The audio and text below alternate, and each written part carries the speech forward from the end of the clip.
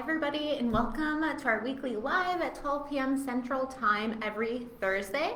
We're going to try something a little bit different today because I want to share my screen so you can actually see this image that I think is going to be really helpful for you. So before we dive in, I just want to remind you that if you're ever looking for help with your gut health, we do offer free gut health calls, and I'll just drop the link into our comment box right now. So while you're listening, if you want to set up a call, you can go ahead and do that. And so it actually looks like, and thanks for your patience, that if I want to screen share, I had to do it before I hopped on live. So instead, I'll do it like we did last time, where I'll share this, download this kind of like freebie with you after, because again, I do think it's going to be really helpful, and then I'll just talk it through with y'all on the call here. So thyroid health, how can functional nutrition help?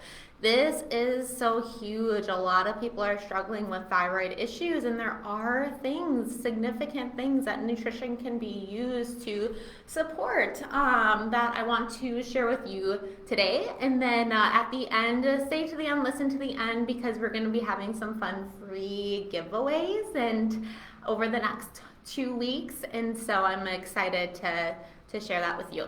Okay, so this chart that I'll be sharing, what you're going to see is you're going to see the thyroid at the top, and then T4, so the hormone T4 be divided into RT3 and T3, and then that's going to come into this cell where it has the words nucleus, mitochondria. I'm looking over at the diagram as we talk.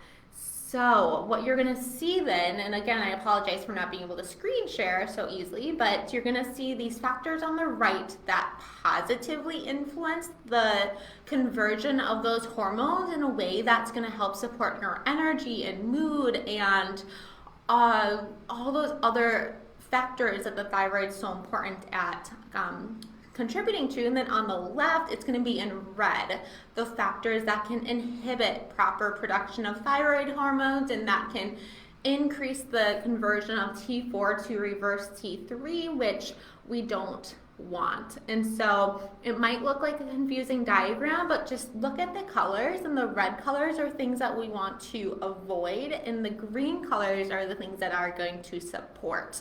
So what are those things?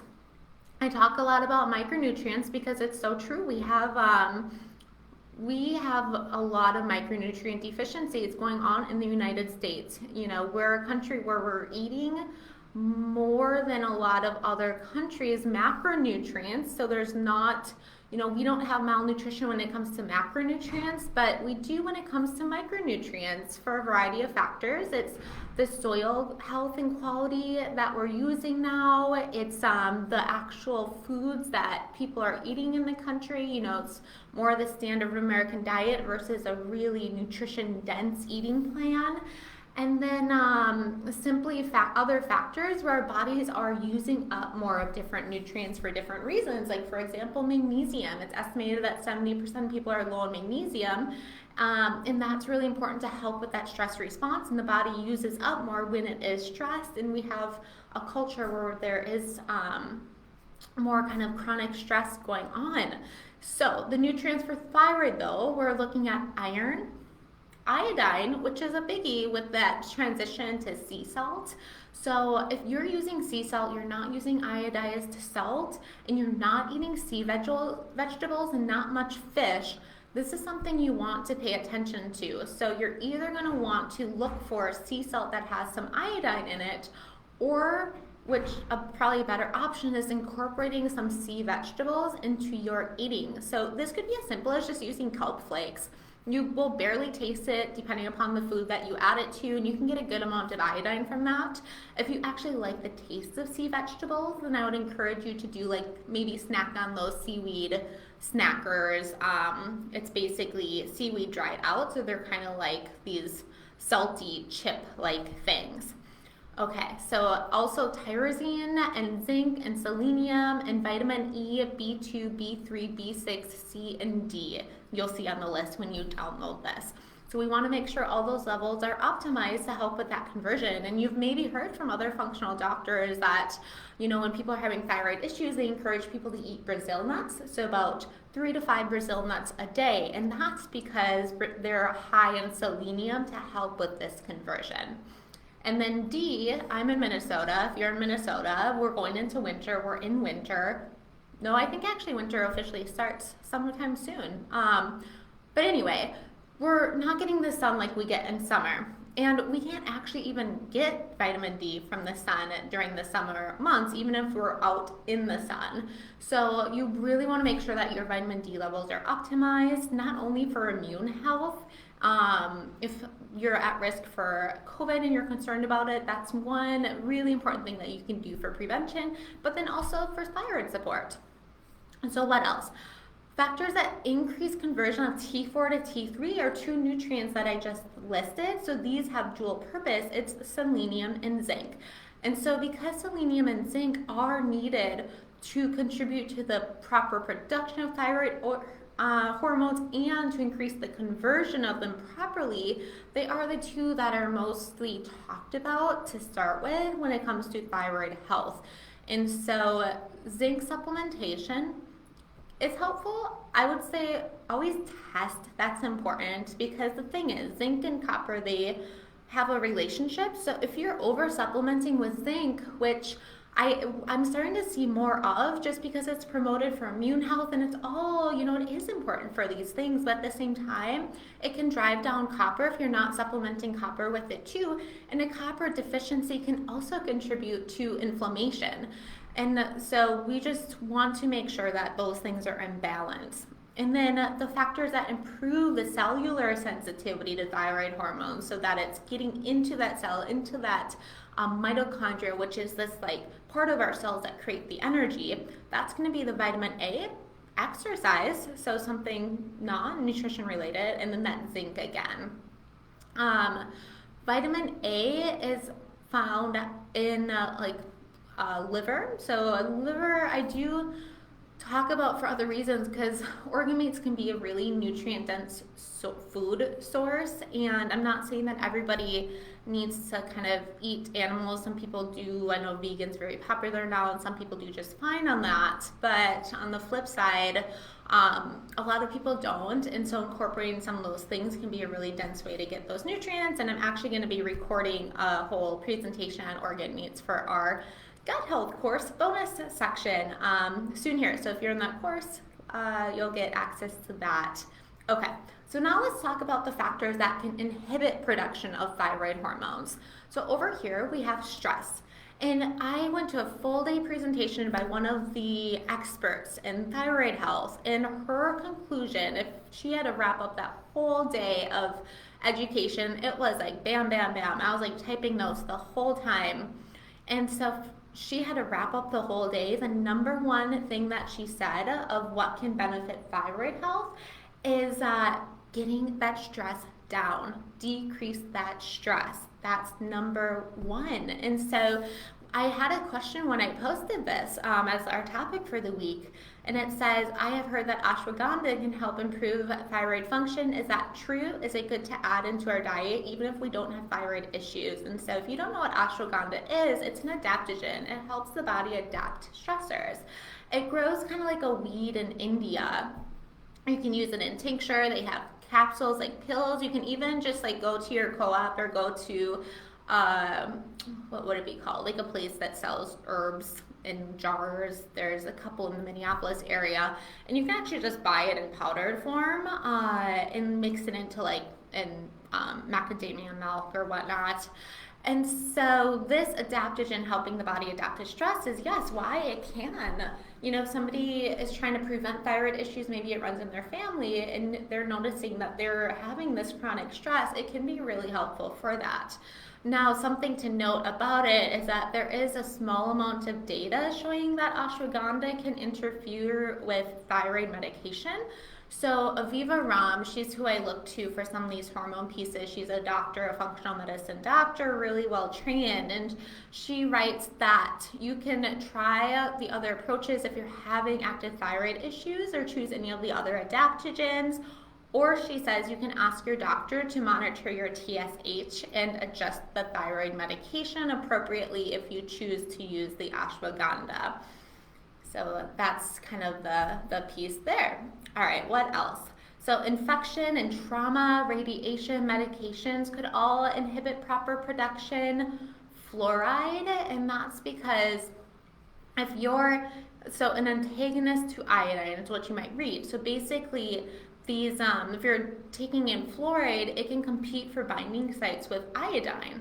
And as you know, you need adequate iodine for that conversion. So this is a really important part for thyroid health because you're getting a small amounts of fluoride in your water if you're drinking from public water.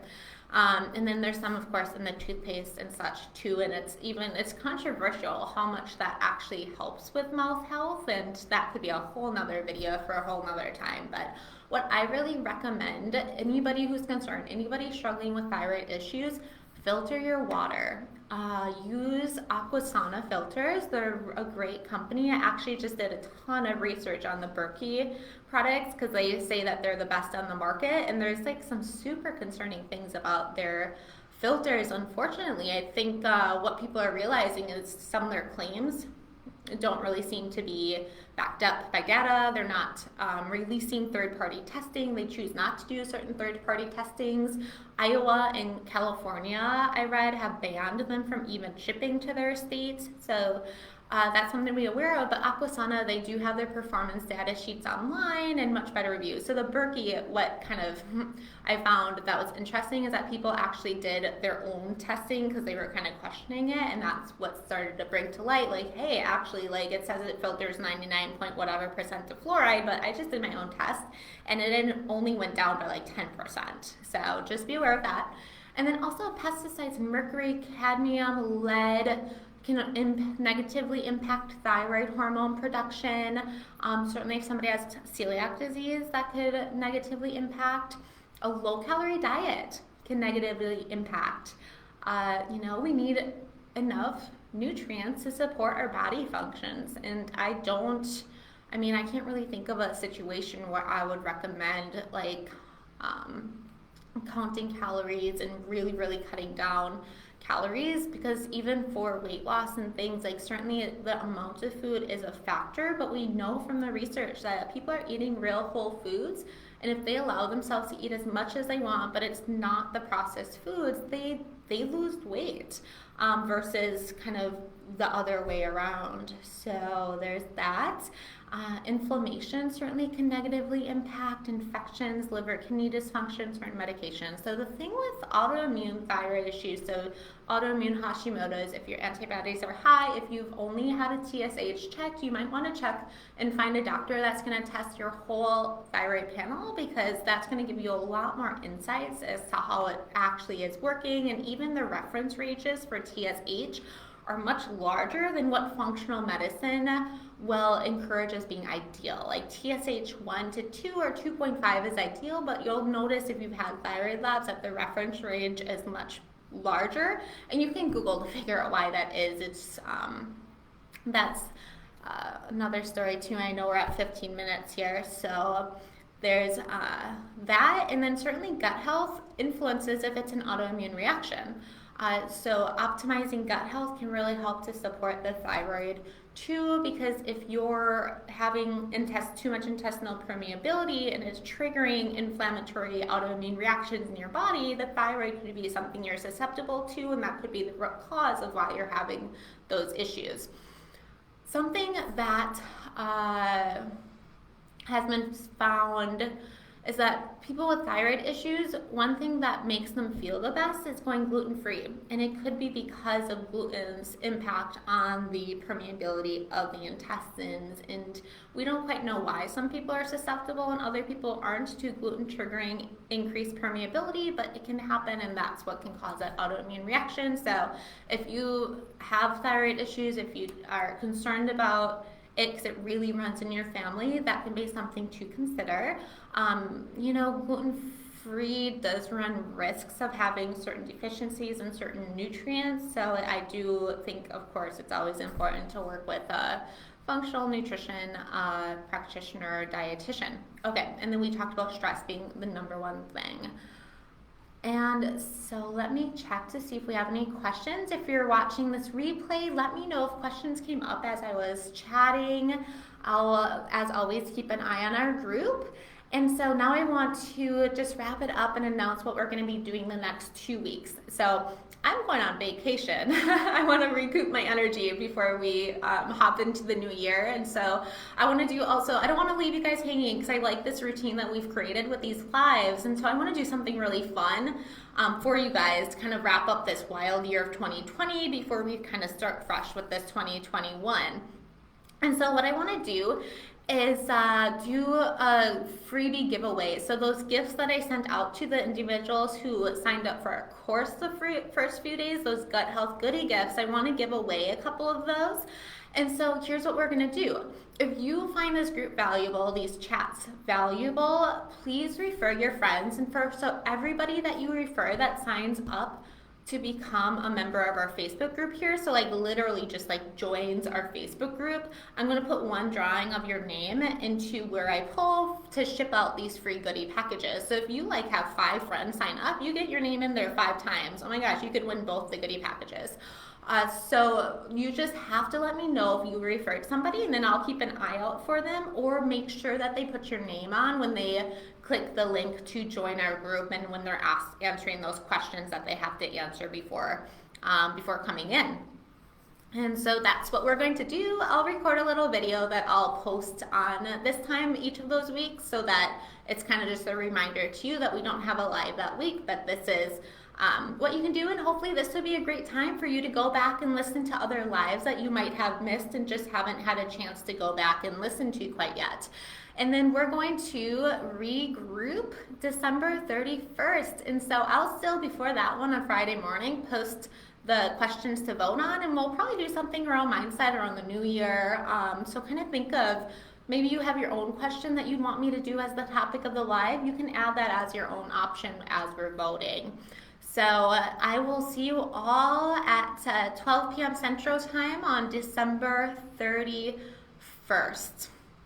And also, as mentioned, keep an eye out, and I'll share with you that document that I just was using to reference for our thyroid live today.